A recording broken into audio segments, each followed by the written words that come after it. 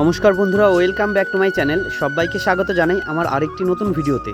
আজকের video quality কিন্তু অনেকটাই রঙিন হবে, আর ভিডিও কোয়ালিটি যেমন রঙিন তার সঙ্গে কিন্তু যে রেসিপিটা রয়েছে সেটাও একদম নতুন। আজকে কিন্তু আমি বানাবো চিকেন কন্টিনেন্টাল রোল, যেটা কিন্তু একদম নতুনত্ব। আগে কিন্তু এই ধরনের কোনো ভিডিও আমি আপলোড করিনি আমার চ্যানেলে। তো যাই হোক, প্রত্যেকের সঙ্গে থেকো। আর দেখো, এই যে থালাবাটি গ্লাসগুলো দেখছো না, এটাতে যখন আমি রং করছিলাম তখন কিন্তু আমার মনে হচ্ছিল যে কালারটা তো লাল করে দিলাম, একদম হয়তো বাজে লাগবে দেখতে। কিন্তু যখন রোদের মধ্যে ভিডিও করতে বসলাম না, দেখছি জাস্ট আলাদা লেভেল একদম।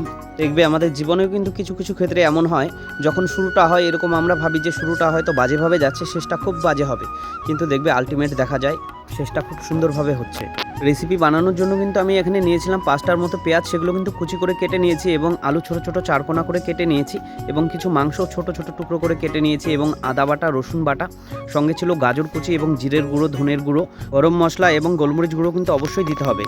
অনেক দিন ধরেই আমি ভাবছিলাম যে এই চিকেন কন্টিনেন্টাল রোল অবশ্যই বানাবো একবার, কিন্তু সেটা যেই কারণেই হোক হয়ে উঠছিল না। যাই হোক, আজকে ভালো লাগলো যে ফাইনালি আজকে বানাচ্ছি এটা। তো কথা বলতে বলতে আলু ভাজাটাও আমার হয়ে গেছে। আলু ভাজাটা তুলে নিয়ে কিন্তু সেই যে তেল ছিল, তেলের মধ্যে আমি দিয়ে দিলাম জিরে ফোড়ন। এরপরে আমি পেঁয়াজ কুচিটা দিয়ে দিচ্ছি, এবং পেঁয়াজ কুচি কিছুক্ষণ ভাজা ভাজা হয়ে গেলে কিন্তু এরপরে আমি দিয়ে দিচ্ছি টমেটো কুচিটা। আর এই টমেটো কুচির কথা কিন্তু আমি প্রথমে বলতে ভুলে গেছিলাম, প্লিজ তোমরা কিছু মাইন্ড করবে না। পরে চিকেন কিমাটা দিয়ে কিন্তু পেঁয়াজ, রসুন, আদা বাটা দিয়ে কিন্তু খুব ভালো মতো কষাতে হবে একদম। আর কষানোটা না একটু হয়তো টাইম লাগবে, কিন্তু তোমরা দেখবে যখন 70%-এর মতো সেদ্ধ হয়ে যাবে তখন বুঝবে তোমরা যে এটা হয়ে গেছে। আর আমি কিছুটা জল দিয়েছিলাম, জল দেওয়ার একটাই কারণ, যেহেতু উনুনে করছি এটা, আর আঁচটা কিন্তু প্রচুর পরিমাণে উঠেছিল, যার কারণে জল দিলাম। এরপরে জিরের গুঁড়ো এবং গরম মশলা গুঁড়ো আমি দিয়ে দিয়েছিলাম, তারপরে দিলাম যে ভেজে রাখা আলুগুলো সেগুলো, এবং এবার আমি দিচ্ছি কিন্তু গাজরের কুচি দেওয়ার পর খুব ভালো মতো মিশিয়ে নিয়ে দিয়ে দিলাম আমি এবার উপর দিয়ে কিশমিশ ছিটিয়ে, এবং কিশমিশ দেওয়ার পর কিন্তু যে পাউরুটির গুঁড়ো ছিল সেটাও দিয়ে দিলাম, এবং এটা দিয়ে ভালো মতো মিশিয়ে নিয়ে তারপরে কিন্তু আমি তুলে নিলাম, কারণ আমার পুরটা কিন্তু একদম সম্পূর্ণ হয়ে গেছে। এরপরে আমাকে একটা বাটার তৈরি করতে হবে, তো এর জন্য আমি নিয়েছিলাম ময়দা, এবং ময়দার মধ্যে আমি দিয়ে দিচ্ছি 4টে ডিম ফাটিয়ে।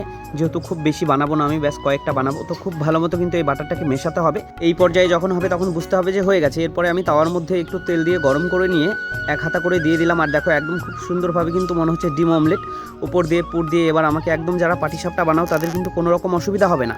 এক এক করে অনেকগুলো তুলে নিয়েছি, আমাকে কিন্তু আরেকটা বাটার তৈরি করতে হবে। তার জন্য আমি নিয়েছিলাম ময়দা, বেকিং পাউডার এবং কিছু কর্নফ্লাওয়ার।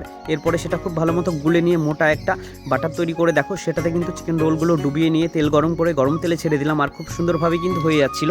অনেকেই হয়তো বিরক্তিবোধ করবে যে এত ঝামেলা এটা বানাতে, কিন্তু প্রত্যেককে বলবো যে বিরক্তিবোধ হলেও একবার হলেও বানিয়ে দেখবে, আশা রাখছি ভালো লাগবে। রেসিপিটা কিন্তু আমার কমপ্লিট হয়ে গেছে। একটু সস লাগিয়ে পেঁয়াজ কুচি উপর দিয়ে কিন্তু খেয়ে নিল, আর খেয়ে নিয়ে বলছিল জাস্ট আলাদা লেভেল। সত্যি প্রত্যেককে বলবো একটু বানিয়ে দেখবে, আর যদি ভালো লাগে ভিডিওটা অবশ্যই লাইক কমেন্ট শেয়ার করে পাশে থাকবে। প্রত্যেকে ভালো থাকবে, টাটা।